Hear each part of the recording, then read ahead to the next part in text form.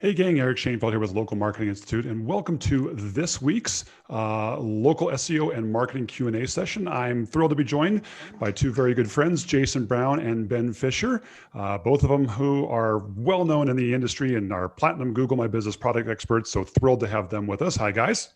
Hey. How's it going, Eric? And we're going to get ready to go here. Hang on one second. I'm getting an audio feedback issue here. Let's see here. There we go. That's it. Okay, we're doing good now. Let me just check my audio real quickly here. We had a really weird echo coming through, and then we'll edit this out for the recording. All right. Okay, I cannot hear that.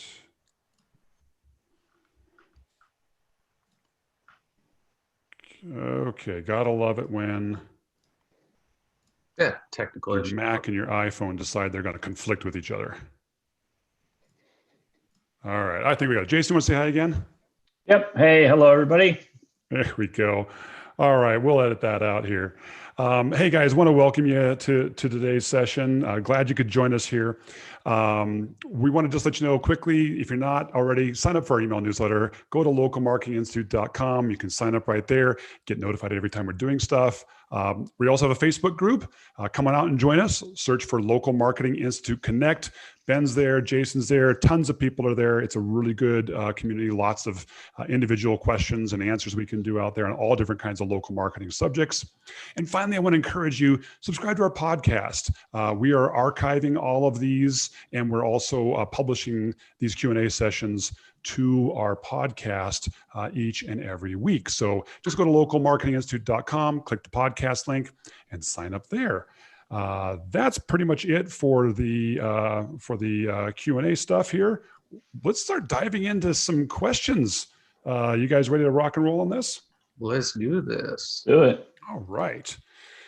Okay, so I want to dive in here. And by the way, if you're watching us live here, go ahead, type in your questions. You can put them into the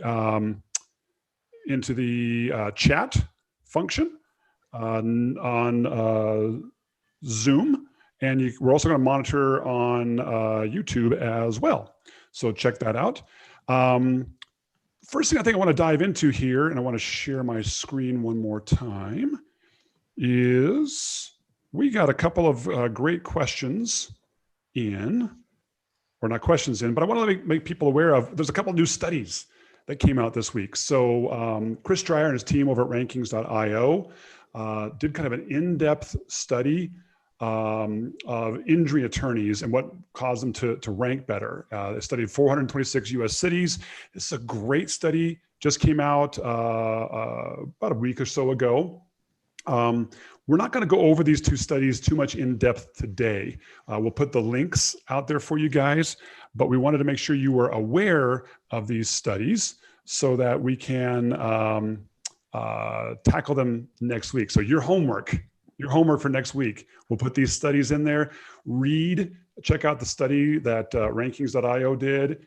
And then, always glad to see this one, Darren Shaw, who's been helping with this for a lot of years over at Whitespark. They just released their 2020 local search ranking factors. This is a little different, whereas the rankings.io one is it's data analysis. They're actually looking at thousands of listings and doing correlation on what helps people rank. This is a survey of a ton of really great local search experts. Ben, I think you were one of these experts too, who were surveyed, right? Yeah, absolutely. Darren does an excellent job with that every single year. I have no idea how the man does it. Well, I'm still having audio issues, so I'm going back to old school audio here, guys. Hang on one second.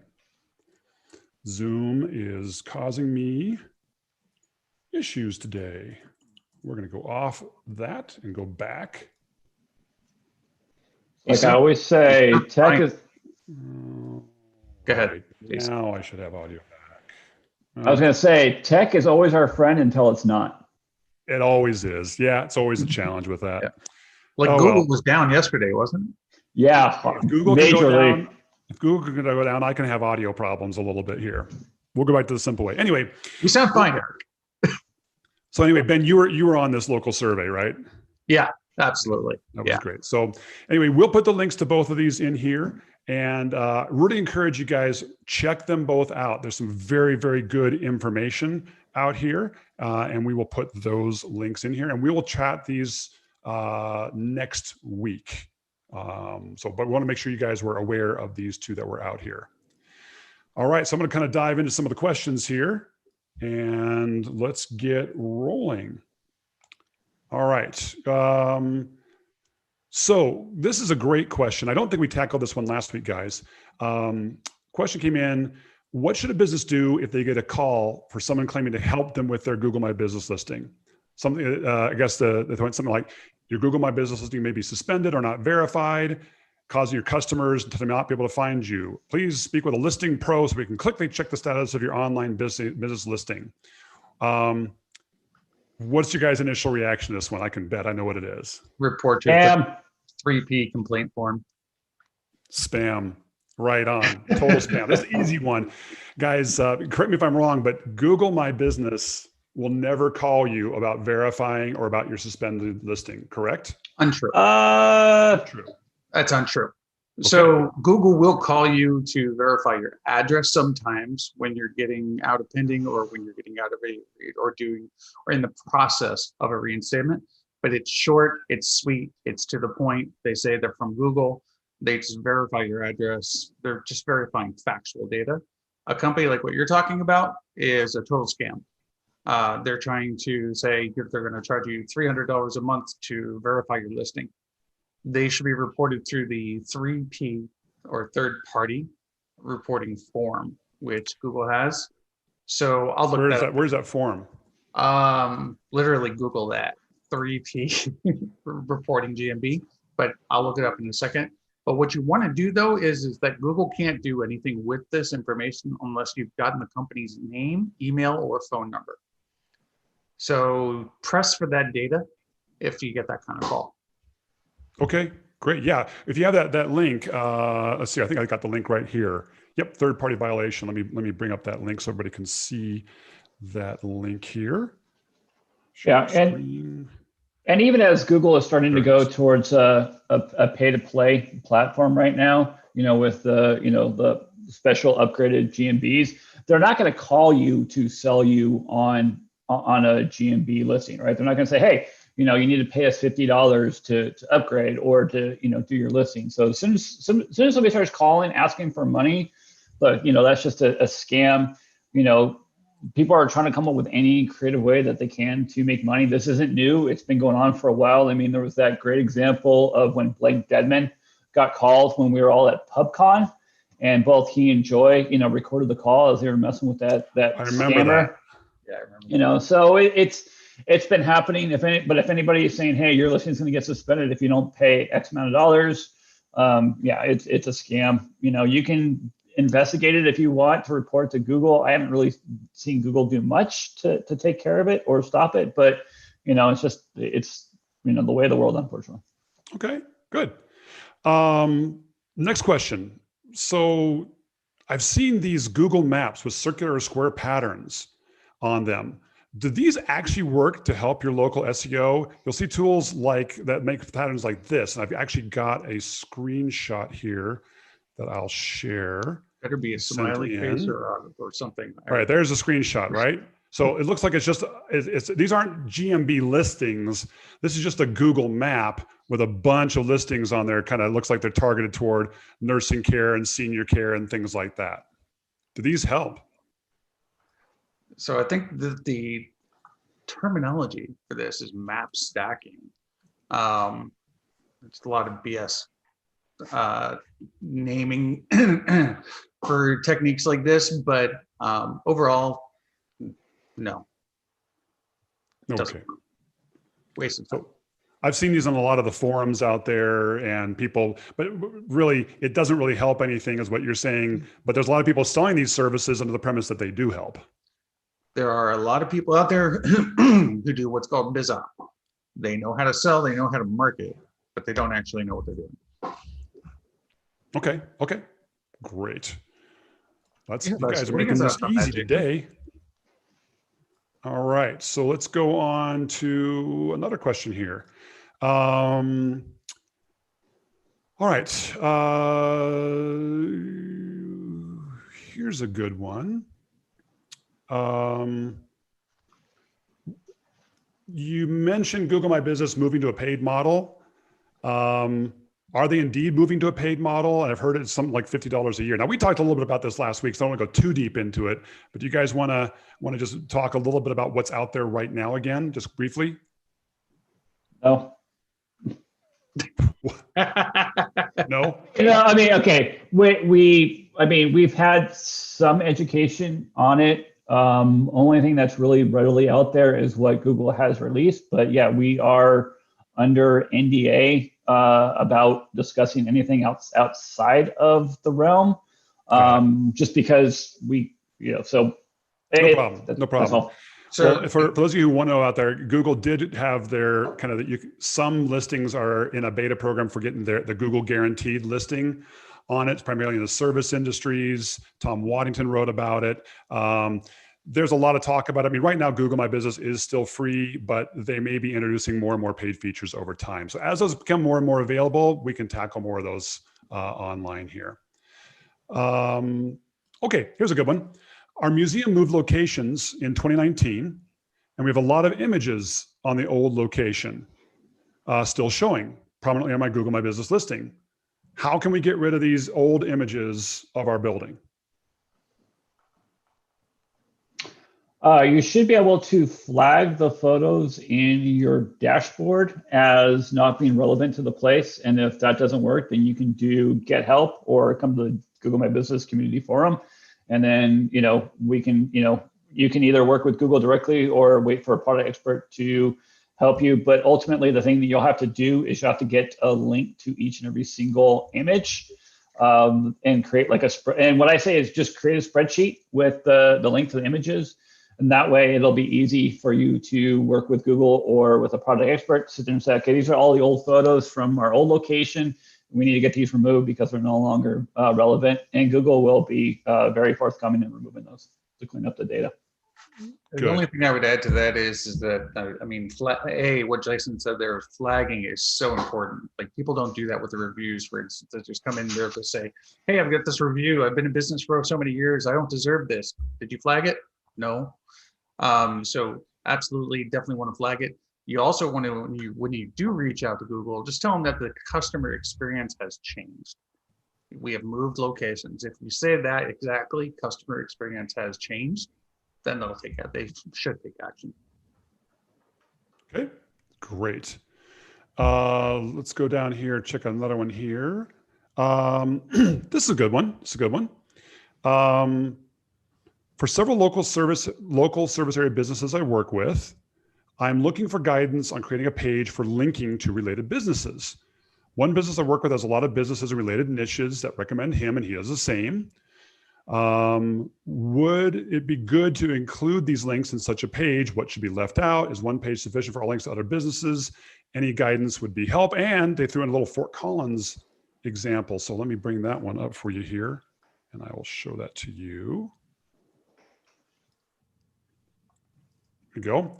So this looks like it's a page on this particular site. Local businesses we love, and they're linking out to, it looks like other local businesses that are nearby them. Some are online, some are that. And obviously, here's where my flag goes up. I could see some legitimacy of like a local business saying, hey, here's other local businesses in our community that we love and we frequent. And those feel like that would be legitimate. But then at some point, where does this cross the line and become link building that could potentially get you suspended or damage your search?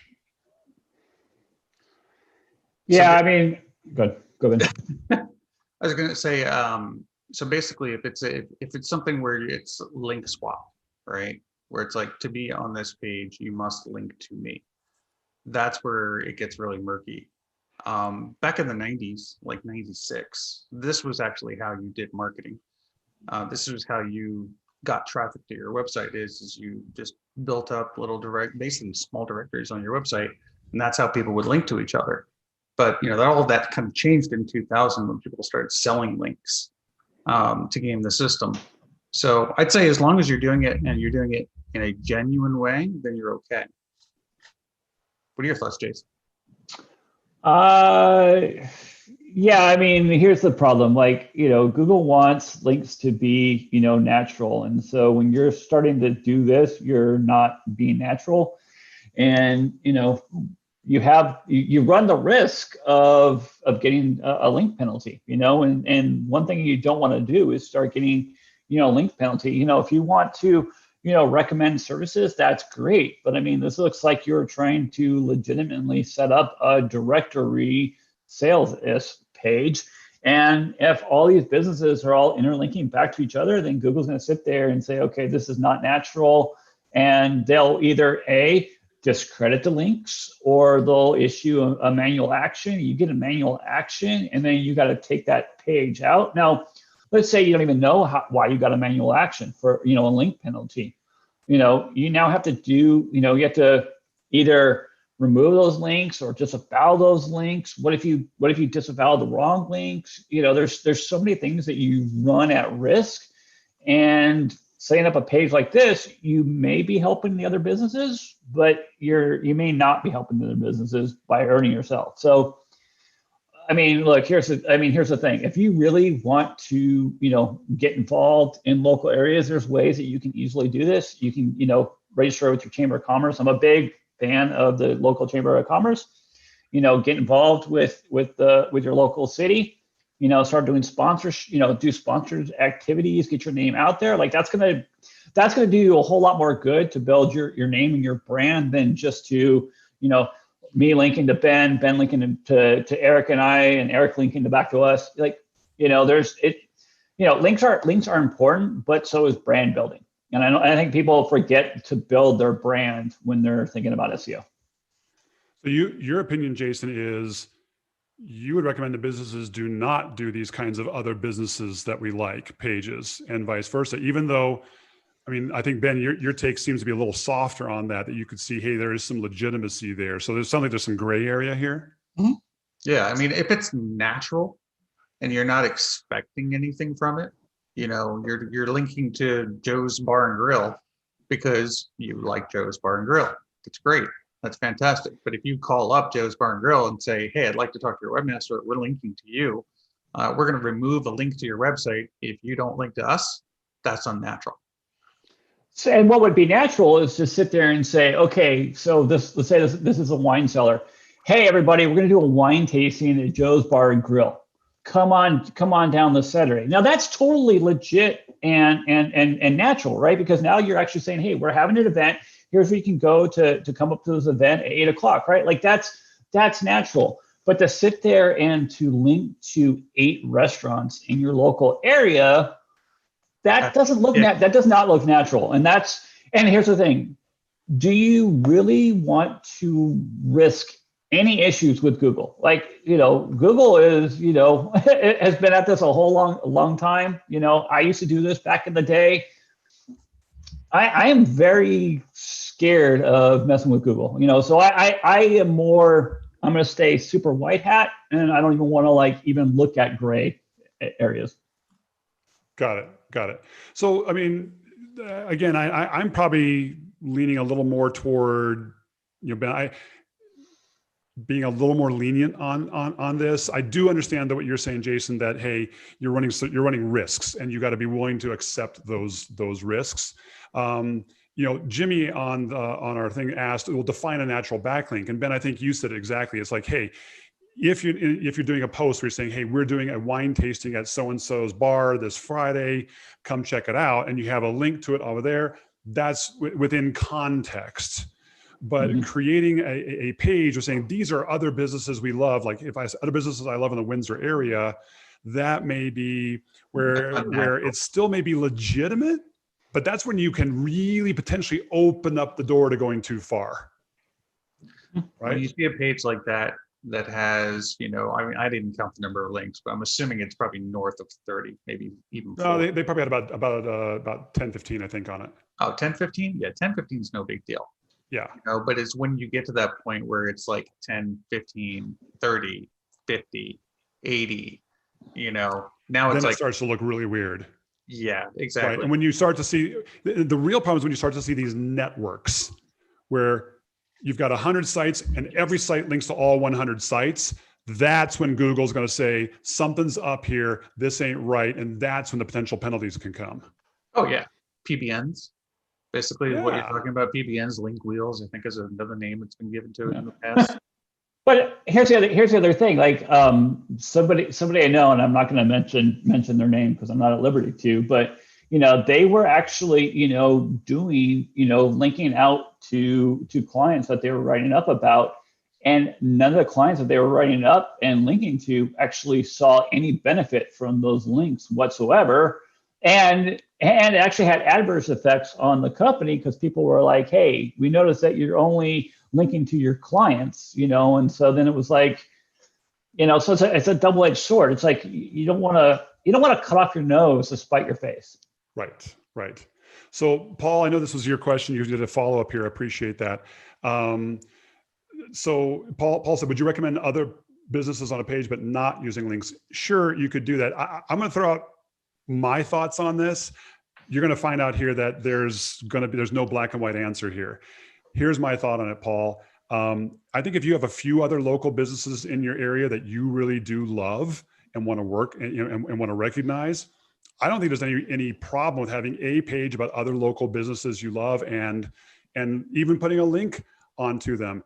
When you start getting into trouble is when it looks like there's a network of sites that are all linking to each other. I think you could also start getting into trouble when you start seeing a page that is linking to, like if I'm here in Fort Collins, Colorado, and I'm linking to a business in Massachusetts and a business in California and a business in Texas and a business in Illinois, that's going to start to look really shady. But if I'm looking to businesses that are nearby me that I frequently often, and even if they happen to link back to me, I don't think that's necessarily a bad thing. But when you start to see this organized network or these geographically dispersed things, or as Ben said, 30, 40, 50 links on a page, that's when things start to look shady. So that's why I'm just saying it's a slippery slope. Just be cautious how you do them. And Trisha brings up a good question, guys. Does kind of the new designations that Google rolled out with sponsored or UGC or no follow, does that have any impact on that?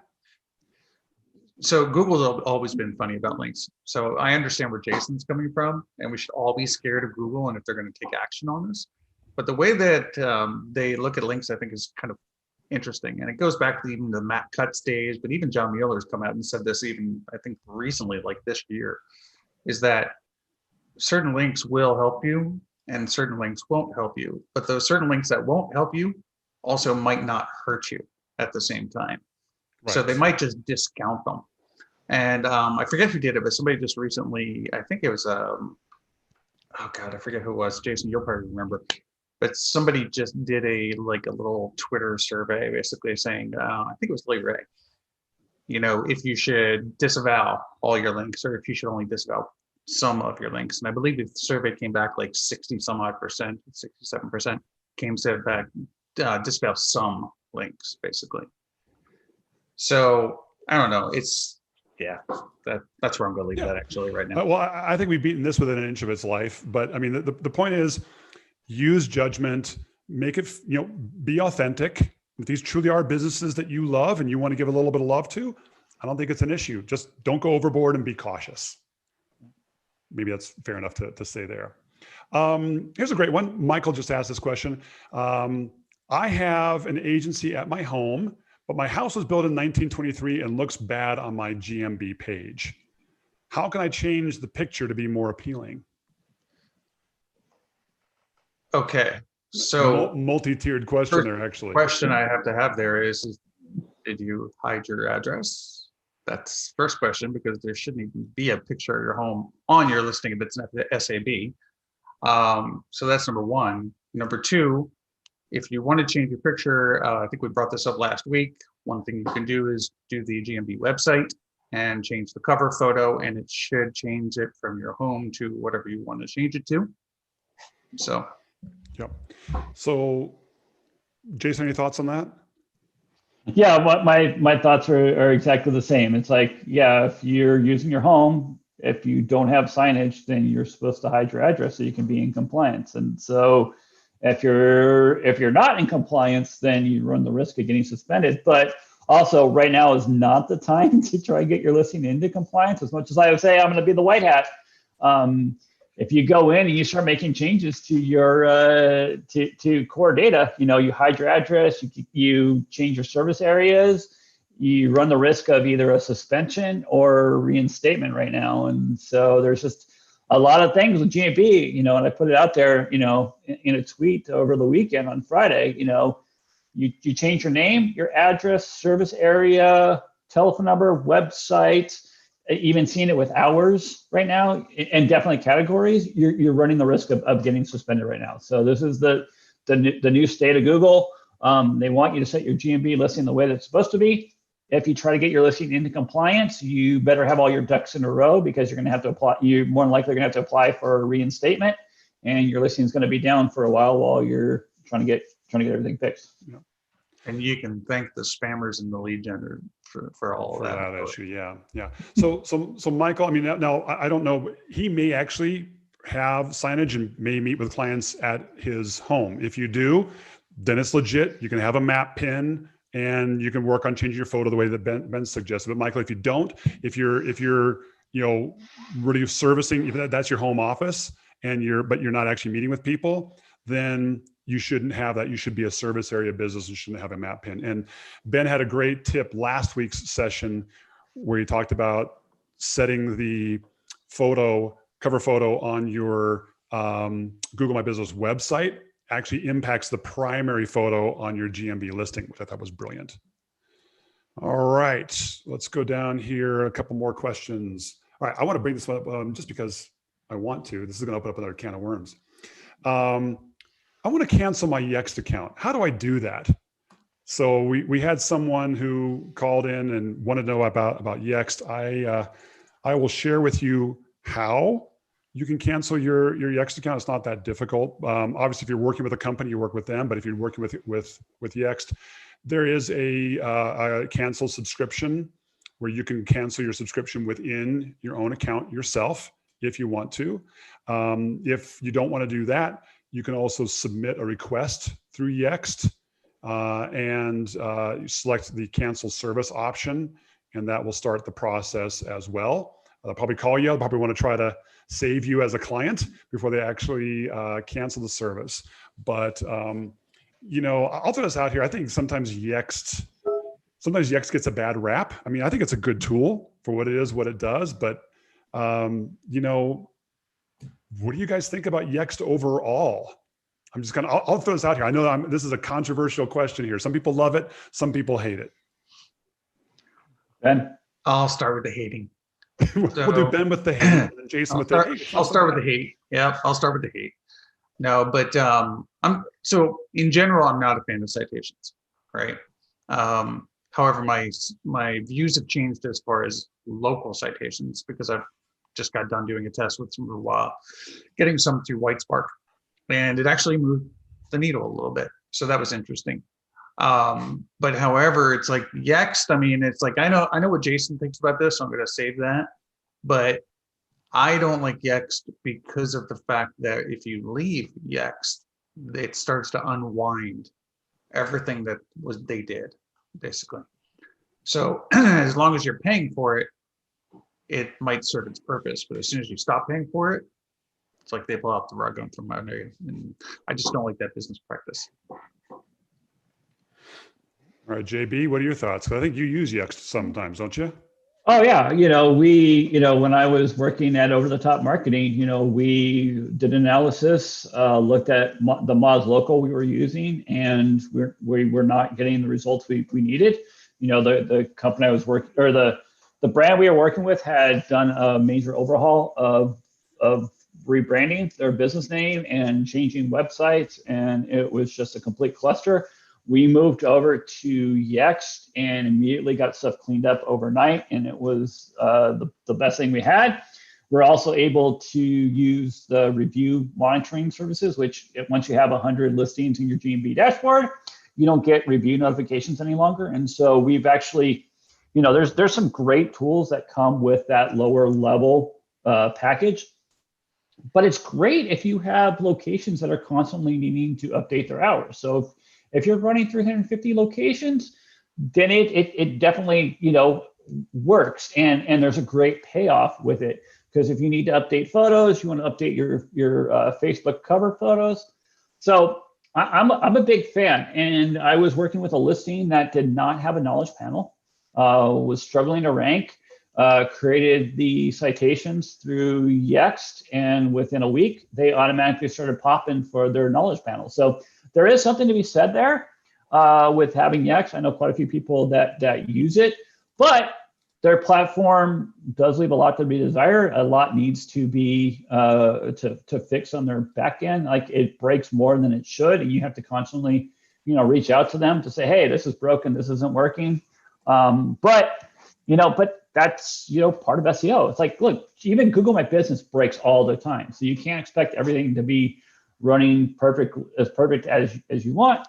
But yeah, for the person that submitted the question, you've got multiple locations, you're in a very spammy vertical. Why would you not want to do everything you can to have that competitive edge? And with the Yext citations, you have that little bit of that edge that your other competitors aren't doing. Okay. Well, and Ben, I'll throw this out for you here. And again, I hear what you're saying, and I know that it's been in the local SEO community for a while there that, hey, it used to be get all your citations and normalize your name, address, and phone number, your NAP across all these citations to help boost your local search rank on Google. And I know that's pretty much at this point here been, I don't want to say completely debunked, but the importance of it has certainly gone down. I want to throw out this though. I can't tell you how many businesses I've seen that I don't necessarily think the listings and having NAP consistent across all that is critical to your Google My Business rank anywhere near as much as it used to be. However, I still find so many businesses that when I try to look for a business and happens to come up in Apple Maps, or I'm doing it on Siri, or if I happen to somehow be on Yext and look at, their information is wrong. So I think when people are actually looking for businesses or trying to find a business, the other day I tried to find a dentist, and I just happened to be, I was driving and I just hit my voice and wanted to get directions in Apple Maps. It took me to the wrong place. So I still think that even though it may not necessarily help you build your position in Google, I think it's still critical for end customers to make sure that you've got your name, address, phone number, and basic business information correct in the major directories. I'm talking Google, Yelp, Facebook, Apple Maps, Bing, right? Those kind of places, and those major TripAdvisor, if I'm in that industry, in those major places, making sure that's correct, because I think it's important for customers who are trying to find you. So I'll throw that out for what it's worth. And I completely agree with you, Eric. However, I think that, I'm sorry, I'm not trying to be anti-Yext here, by the way. It's just that for what you just described, you could do for very little at Bright Local. You could also do it for a very small, much smaller amount dollar-wise than Yext with Moz Local. So, because Moz Local hits the major ones. And I think they even just recently added the basic package that just added an aggregator to it. So, Yext is just grossly expensive compared to all the other options that are out there. But it works better than Moz Local. No, but here's the thing. You want to look at user experience. Depending on how many locations you have, you can get your price point lower the more you sign up with Yext. And so if you're able to get to a sweet deal where you can get $9 a month per location, then Moz Local is not going to be able to compete with that. But look, if you are working with retail businesses and you have to constantly update your hours on the fly, especially with everything going on with you've got COVID, you've got Mother Nature, hitting. So, hurricane comes in and you got to close a bunch of locations. Boom, you can do it on the fly in Yext real quick. Fires hit the area. Boom, you can do that. An emergency at the business and you need to close for the day. Boom, you're done. Yeah, that's a fair counterpoint. I'll throw this out for what it's worth. Also, one little side benefit to Yext, not a huge side benefit for Yext. Yext does also submit directly to Amazon Alexa for their business for voice search, because we had so many people ask about voice search, which I don't think is a huge deal in local, but it's a nice little bonus. By the way, we've had a lot of people typing in the comments here that a couple people used Yext, a couple people really like Bright Local, a couple people really like Chat Meter, especially for large chains and franchises. So for what that's worth, there's lots of good management tools out there. And some of these tools go well beyond just citation management. Sure. They get into a lot of other areas. So, just got to evaluate what's the right tool for your specific business on there. Exactly. All right. Here's a great question from Jimmy. How does Google rank how-to questions and answers that link to blogs in the SERP? I'm not quite sure I understand the question here. Feature snippet, maybe? Might be talking about the one box. Yeah, he may be talking about the position 0. Yeah. Right. The featured snippet that shows on top of a search, and how do you get into that, which is a little different than ranking a GMB listing. It's very different. I can tell you that for a fact. I've done quite a few experiments on this actually. It's not the easiest thing in the world. I can tell you that. It's going to sound like a really silly answer, but you basically build a really well-structured page that provides the answers in a very structured format, and you also use schema formatting as well to do your questions and the answers. But basically what the way I did it when I was doing my tests is I just took a look at the people that were ranking in the first top 10, and I built better articles than any of them and put as much information as possible. It ended up being like a 2,500 word article, I think. And at the beginning, I had steps that I was going to describe in the article, and then I summarized it into different steps at the bottom. And those steps ended up becoming the featured snippet, basically, and ended up capturing those 25,000 long tail keywords. That's awesome. That's awesome. I was going to show one because I'm kind of optimizing for this one too. I'll bring it up here anyway. It's a little different kind of position 0. In case people are wondering what this is, the featured snippet or position 0, this is it. Now it doesn't necessarily look like this. It could look like other things. Google put all different kinds of stuff in here. This just happens to be one of ours. That if you had to claim an optimized Apple Maps listing, our YouTube video on that pops up. Nice. But there's other ways you can get that to pop up. That's a whole kind of specialized Q&A example there. Ben, do you have a URL for that example you can post in the chat? No, but I have one for LMI. Type in what is it? Type in how to reinstate GMB. Oh, this is yours. Yes, it is. All right. Yep. So Ben actually provided this. I love the number 1 step. Don't panic. Take a chill pill. So Ben actually submitted this as a article for Local Marketing Institute, and this is number 0. So we're actually coming up in position 0, up above the Google My Business reinstatement request. That's pretty sweet. And again, what we did is we did all the normal page optimization things that were out here. We've got good content, and you go through all that. We got some good inbound links on it. But then, as Ben mentioned, this is in schema markup. So in schema markup, this is an article up here, but there is a how-to schema markup. Did you actually how-to schema mark it up? Yep, we actually did how-to schema markup. Excellent. And we did it intentionally because we wanted to get this. Google loves steps and procedures and how-to kind of stuff. So I got to steal that from you now, Eric. Pardon? You said, so now I need to steal it from you. You totally do. Yeah, go ahead, steal it from me. That's right. I was actually, I was talking with a colleague of mine, a good friend, and he said that he basically just went in and added a couple alt image tags to a couple images, and then all of a sudden, boom, he took the top spot for featured snippet. So Ben hit the nail on the head. Go into, if you're trying to rank for something, do a search from your especially if you're trying to rank in a specific location for that. Do a search from that location, see what comes up, and then write an article that's better and post on your website. Jason Hennessy is great at this stuff. He's done some stuff where he's taken like a legal firm, he's created FAQs on a legal firm site where he's now generating so much traffic in just organic. It's off the charts. Really, really good. Okay, gonna try to get slammed through a few more questions here. Let's see here.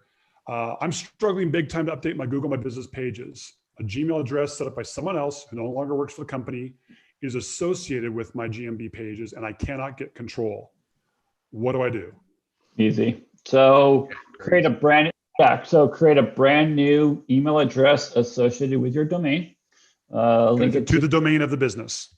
Domain of the business. So let's say it's bluewidgets.com. So create GMB at bluewidgets.com, sync it with Google Analytics, verify it with Google Search Console, and then add that listing in your brand new GMB dashboard that's associated with just that listing, and request ownership access. And then the user will get, depending on the situation, Google did move it to 3 days, but I've been seeing some cases where they have to wait 7 days. So once the owner either rejects it or ignores the request, then you can file a rebuttal, and Google will allow you to verify your affiliation with that listing. And that's why we say, do it with your domain name, because if you just do it with, jasonbrown@gmail.com, not my email address, so don't even send an email there. But if you did jasonbrown@gmail.com, then Google's going to sit there and say, well, we don't really know if you're really associated with this business. They will send out a pinned postcard. But if you verify your email, with Google Search Console and Analytics, you run the higher likelihood of being able to verify by phone or by email. Only missed one aspect on that, Jason. That was a fantastic response, by the way. And that is if your Google account, if you use a G Suite account, Google actually will trust that a little bit more. Yeah. And if you guys need to, if you need some specific help with that, I reach out to Jason or Ben. They're great at helping with this kind of stuff. And I'll show you guys contact information here toward the end of the session here as well. So here's a good one from Chris. I recently started working with an auto repair shop. They have a company they've hired that makes a post daily. I would imagine a post on their GMB listing, but it's very generic and they do not any calls to action to the post. What's your recommendation? Should we just leave it be? Should we add calls to action? Should we just change up the strategy altogether? Moving forward, start doing your own posts. Do your own posts. Probably, yeah. I mean, a post with a call to action is pretty worthless. Number one, and you should have good content, good imagery, and you should absolutely have a call to action. It's a very commercial feature. And you can edit the old posts and add that call and quickly add that call to action. Like it's not gonna, it's not gonna hinder you any iota. But yeah, I mean, why are you gonna, just go throw your business card in an empty park waiting for people to pick it up and call you? Yeah, you definitely want to be methodical with it and make sure that you're doing the right thing. Yeah. And you'll see this as a trend with our discussions here. I'll speak for myself, Jason, Ben, you can chip in. Google My Business posts, I think they're nice to have and doesn't hurt anything. I haven't really seen a ton of examples where it really helps a lot either. Have you guys? Yeah, I disagree with that. Okay, good. I'm glad to see that. I'm a firm believer in Google Posts, simply because of the exposure that you get from them. With the featured snippet? Well, the feature snippet, getting above your competitors on mobile. Okay. You know, product posts I think are amazing. You know, I've got clients who do posts once a week, and every time a new post goes up, they get some sales. So, and they track them, you know, through GA and other means. Got it. So no, so I agree. I think the posts are absolutely worth it if they're crafted well. Yeah, if they're crafted well. Claire Kyle, you know, she, you know, is phenomenal with Google Posts. You know, she's done quite a few great studies about how to craft a great Google Post and the data and the analytics coming off of it. So, you know, she's a firm believer. You know, I don't see a need to do one once a week. You know, I think businesses have kind of gotten bogged down with doing too many Google posts, and they end up neglecting other tactics that will actually move the needle a lot farther. So, I mean, create an offer, have it run for a month, and then but make sure that you're pushing stuff out where you're really going to truly be visible and have the most impact. Yeah, Maybe it has to do with more the kind of the business. Yeah, but the problem with the offer and the event post is that you're really limited on the number of characters that you can actually show in your headline. Right. Because it's one line, which is about 30 characters, and that's if you want it to look consistent across desktop and mobile and all the other surfaces. So because you've got the date that's going to be in there as well, so the date range. So yeah, I mean that's why I don't like those posts. We have one attendee just wrote in and said, hey, we like GMB posts because they also provide links back to my website within my Google GMB listing. Doesn't work that way. Sorry. Or let me refresh it. So GMB posts also indexes your web pages in Google. Also doesn't work that way. Yeah, I don't think it does either. No, it guaranteed it doesn't. Yeah. Been working with posts when they were in beta and did tons of testing around that. Okay. So there seems to be still a lot of misperception about posts out there. Yeah, so your guys' sense is posts are good. Posts can indeed help. You've seen results from them. Jason, I think your point is true though, that, hey, sometimes people may fixate on that versus looking at other things that could move the needle a little bit further. Mm-hmm. And it seems like it also may vary business type to business type. Exactly. I was talking with a friend of mine, and they spend all this time every day, you know, scheduling out their Google posts and getting them all set up, and then all of a sudden they just start getting rejected. So then I got to go back in and figure out, well, why did this post get rejected? Try to go and figure and clean it up, and then it's just like, well, how much time are you spending on that one? And you start looking at how much time is spent trying to debug why a Google post is failing. It's like, well, what could you have been spending time on with your client? Like, could you have been working on optimizing a page? Could you have been working on some link building tactics? Could you have been, you know, working on other areas that would have, you know, fixed rankings, you know, locally? That's just kind of my thing. It's like, yeah, do it. But if you're going to spend, you know, crazy oodles amounts of time working on it, I don't see it worth the rigmarole to go through it as much. Yeah, if you're a blue collar HVAC, right, and you're working in the field, you know, what's going to be better for you? Focusing on your business, you know, focusing on maybe writing an article or doing a Google My Business post. I'd probably write an article. Yeah. And there's one thing I'd like to debunk that I know that some people push this out there as something that works with GMB posts. Daisy chaining your posts and linking them together does not do anything. So just had to put that out there. There you go. Good to know. It'd be sometime fun to do like a whole session just on posts and best myths and best practices sometime. Could be interesting. Okay, a couple more questions I want to ask you. We are going to be running out of time, and I know tons of questions have come in. We're not going to be able to get to all of them, but we'll queue them up for next week. There's two questions I absolutely want to get to, though, and I think this is a good one here. Do you still need to do citations for a service-based private address so to help improve local SEO? Yes. Yes. Right. But like I was saying, I did a test with Whitespark. So I left our for our company GMB profile alone for years, did no citations whatsoever.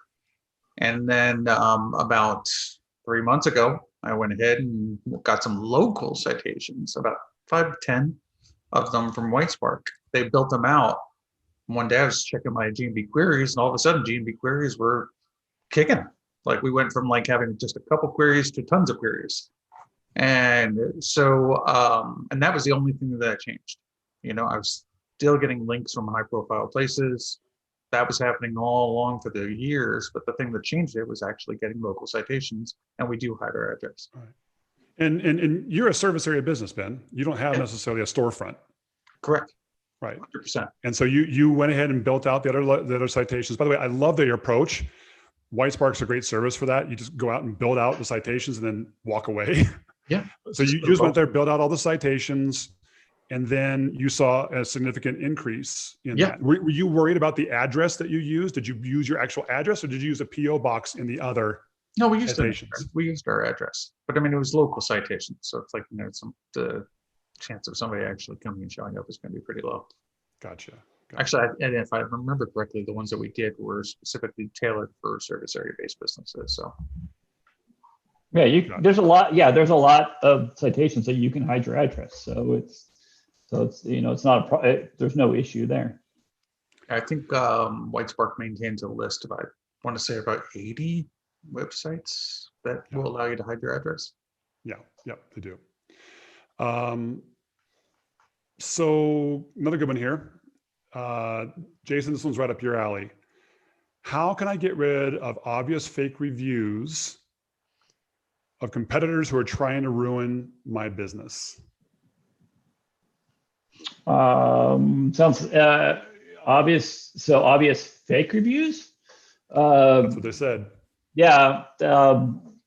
I would go to the GMB community forum, or just email me directly, because we've been seeing, sadly we've been seeing spikes on the fake 4-star review attacks, and so I've got the fake 4-star review attacks. Yeah, not the one where it was just a 4-star rating only. These are 4-star reviews with text that are just being blasted on random businesses to make the fake profile look legitimate, while they're leaving 5-star reviews for their service companies, their plumbers, their HVACs, their appliance repairs. But yeah, I mean, look, create a sheet with a Google Sheet. I always set mine up where I do company name. Or sorry, yeah. So I'm sorry. I do the profile, link to the profile name, link to the profile, link to the review, and then I start building out the businesses that are also being reviewed. So let's say, the person's reviewing Ben's business, Eric's business, my business, and your business, and you can show that all 18 of these reviewers are all reviewing those same businesses, then you're going to have a pretty good slam dunk case to go after it. Sometimes we can actually, I can find evidence where somebody is posted online saying, hey, please go ahead and, trash this company with fake reviews, whether they're buying them or they're paying people. I can go to Google, and Google's actually gotten a lot better now with what Ben and I dubbed the red hen protocol. So they've actually been locking down a lot more businesses lately to stop negative review attacks. So I just had a case right now with a guy that's, I think he sold custom tires and rims for cars, and somebody went on YouTube and said to attack him. I just got another case right now where a car dealership this weekend, somebody had a bad buying experience, posted a video on YouTube several months ago, and now they're just getting peppered. And especially with the political climate right now, we're seeing a lot more review attacks with people that are just bored and wanting to just attack and destroy businesses. So one of the businesses I worked on, they just got the review feature turned back on. So, there are avenues. So anybody that just says, forget it, don't try to do anything, just try to bury them with positive reviews. There are ways, but I need to be able to see the case. So if you want to reach out to me, I can, walk you through the likelihood of being able to get those reviews removed. So on that note, I wanted to make sure we bring this out here that Jason runs the site Review Fraud. Jason, is this the best place for people to get a hold of you, contact information, or do you want to go out to your Twitter or what? Yeah, hit the contact form. You can send me a message very easily. Yeah, I know this is like the ugliest site, but I didn't really care too much, when I just kind of. It's kind of like a case of the cobbler's shoes, right? You make everybody else's site look great, and you never spend time on your own. Yeah, I know, and I Craig Mount. I'm gonna shout out to you real quick. Yes, I know. Craig and I are actually going to rebuild and relaunch this. It's going to be it's going to look a lot better. But yeah, I mean, look, I am bogged down with consulting with Ben Fisher right now on work, so I'm overloaded there. Helping out on the community forum, plus doing my spam fighting, plus doing all my other consulting. So yeah, I just I got my hands in too many pots, but it's just kind of. All right, man. It's all right. And then Ben, I wanted to bring up your site. So Ben runs Steady Demand. And this is how you can get a hold of Ben. Just come out here, Steady Demand. You got contact here, phone number, and both these guys are on Twitter too. Highly recommend that you follow them on Twitter. We have a ton more questions, guys, so we'll queue them up for next week. But really appreciate you guys coming on this week. Any last little things you want to share before we jump off? Yes. If anybody knows Bill Swasky, please keep him in your prayers. He had a brain stroke last week, and so now he's in the hospital trying to convalesce. And unfortunately, Bill's got to learn to walk again. So was really, really bummed to see that on Sunday. It sounds like he's doing a little bit better, but the whole SEO community is pulling for you, Bill. Love you. We'll absolutely keep your prayers on that. Want to reach out to Bill? He's on Twitter. He's also SEO by the C.